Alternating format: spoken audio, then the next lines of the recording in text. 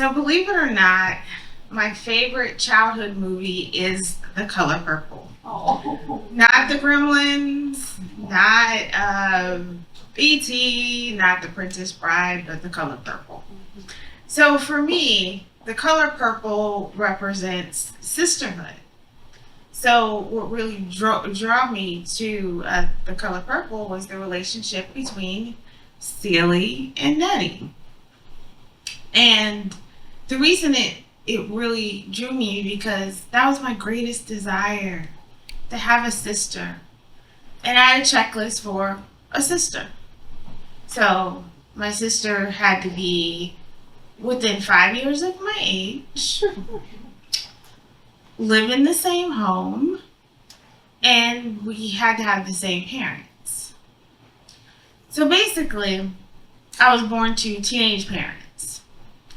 So that 5-year thing could have gotten really messy because my big sister would have had to be born when my mother was 10. I don't know, or my parents were 10.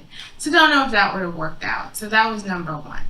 Also, when my parents were, when my mother was expecting me, my parents broke up, as teenagers do. So right off the bat, the same parent thing probably wasn't going to happen. So then I was raised in the home of my mother, her parents, and their siblings. So I was the ninth kind of adopted family member of a family of 9. So look at this. Look at all these siblings. I got siblings everywhere. And my grandfather supported this concept. He even encouraged me to call my aunts and uncles by their first name, and even my mother by her first name. So I just knew I was in on the sibling situation here. I had 3 sisters, I had 2 brothers, and I had a mother/sister. So one day, I guess I was like leaving toddler land, like that age where you're a big kid, maybe preschool, kindergarten. And I was calling my aunt by her first name, and she was teaching me to read. And she said, "No, call me aunt." And I thought, oh, dang, that sister thing is gone again. So then years later, my cousin, who was just 1, was going to become a big sister. So I was just outraged. God had gotten it wrong. This was chaotic.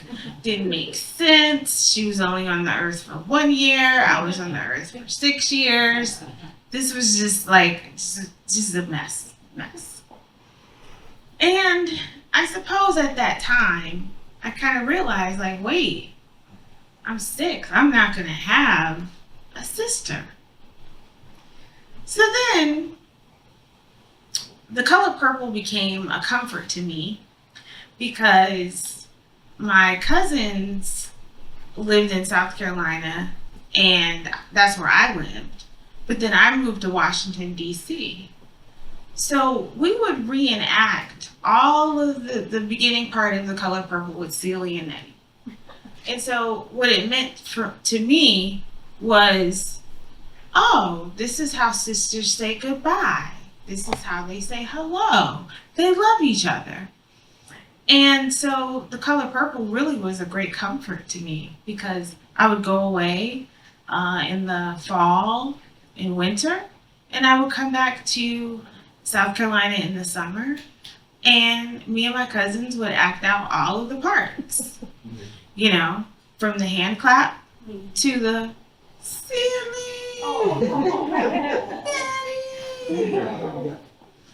So time moved on, and out of nowhere, I was 18 years old, and my deadbeat dad called me.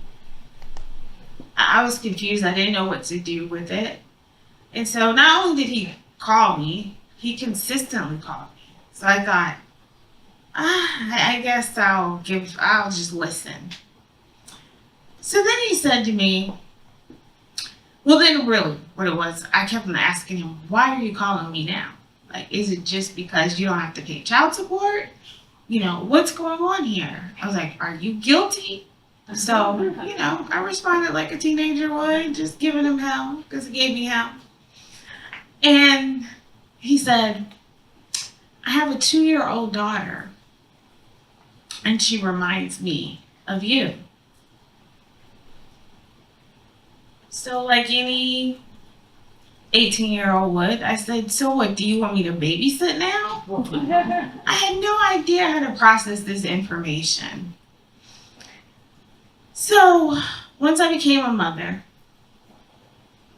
and was in consistent contact with my father, he was consistent, he was reliable, he had a wife, he was raising his daughter, and I saw him in a different light. So my stepmother said, hey, I really would like you to spend more time with your sister. And I thought, okay, I'm going to try this, because now I was a parent. And I was a parent of 2 girls. And I thought, I just had a curiosity there. What would it be like to really get to know her? Not just know her and see her at family gatherings and wave and be like, oh, that's my half sister.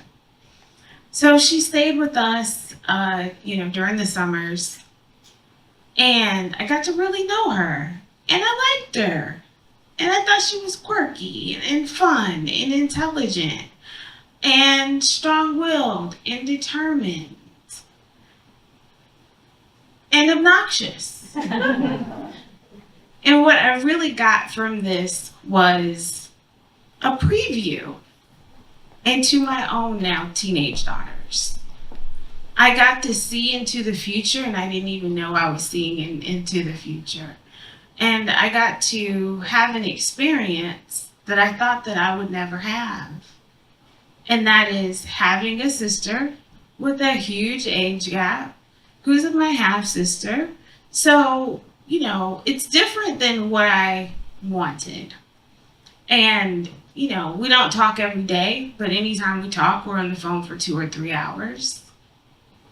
And I realize now that I needed to have I wanted things my way. I wanted my checklist, and I wanted the timing, and I wanted things exactly how I wanted.